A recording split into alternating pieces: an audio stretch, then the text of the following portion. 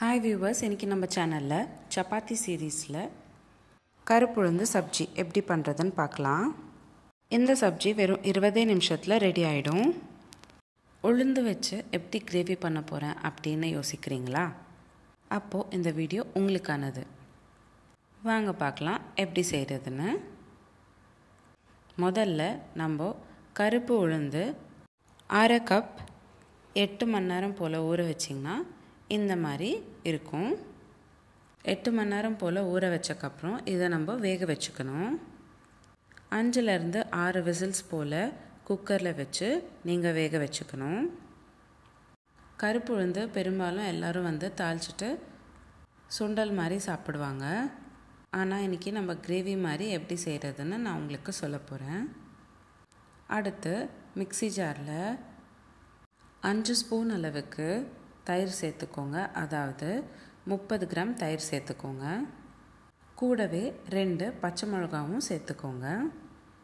உங்களுக்கு எவ்வளோ காரம் தேவைப்படுதோ அதுக்கேற்ற மாதிரி பச்சை மிளகாய் சேர்த்துக்கணும். அடுத்ததாக 15 முந்திரி பருப்பு, ஒரு துண்டு இஞ்சி, 4 ல இருந்து 5 பல் பூண்டு. அடுத்ததாக 1/2 ஸ்பூன் உப்பு, 1/4 ஸ்பூன் மஞ்சள்தூள், 1/2 ஸ்பூன் காரத்தூள், 1/2 ஸ்பூன் மிளகுத்தூள், 1/2 ஸ்பூன் தனியாத்தூள். இது எல்லாத்தையும் சேர்த்துக்கிட்டு மிக்ஸி ஜாரில் நல்லா பிளெண்ட் பண்ணிக்கணும். நல்ல ஃபைன் பேஸ்ட்டாக அரைச்சிக்கோங்க. இந்த மாதிரி தான் இருக்கும் அரைச்சக்கப்புறம். இப்போது அடுத்ததாக இந்த பேஸ்ட் கிரேவியில் சேர்த்துக்க போகிறோம். ஒரு கடாயில் 30 ml போல் எண்ணெய் சேர்த்துக்கிட்டு ஒரு பெரிய சைஸ் வெங்காயம் நல்லா பொடிசாக கட் பண்ணிக்கிட்டு சேர்த்துக்கிட்டு நல்லா வதக்கிக்கோங்க. வெங்காயம் நல்லா பொன்னிறமாக மாற வரைக்கும் வதக்கிக்கணும்.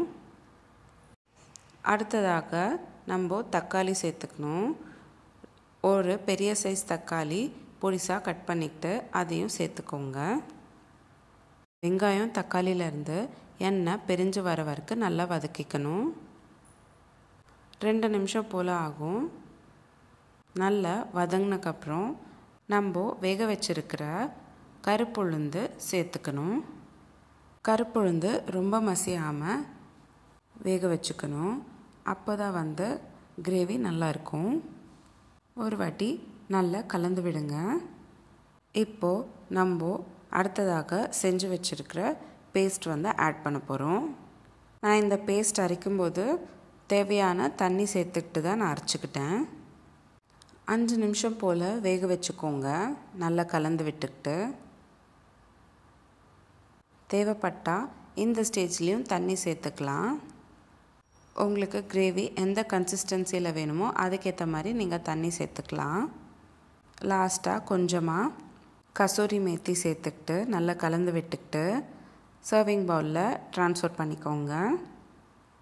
அவ்வளோதான். சிம்பிள் அண்ட் ஈஸியாக அதே சமயம் 20 நிமிஷத்தில் செய்யக்கூடிய கருப்புளுந்து சப்ஜி ரெடி ஆயிடுச்சு. உங்களுக்கு இந்த வீடியோ பிடிச்சிருந்தால் லைக் பண்ணுங்கள், ஷேர் பண்ணுங்கள். இதே மாதிரி டெய்லி ஒரு ரெசிபி பார்க்குறதுக்கு என்னோடய சேனல் சப்ஸ்கிரைப் பண்ணிக்கோங்க. இந்த மாதிரி நம்ம சேனலில் நிறைய சீரீஸ் போஸ்ட் பண்ணியிருக்கோம். லிங்க்ஸ் எல்லாமே டிஸ்கிரிப்ஷன் பாக்ஸில் உங்களுக்கு ஷேர் பண்ணுறேன். செக் பண்ணி பாருங்கள். இந்த ரெசிபி எப்படி இருந்ததுன்னு நான் கமெண்ட் பாக்ஸில் கமெண்ட் பண்ணுங்கள்.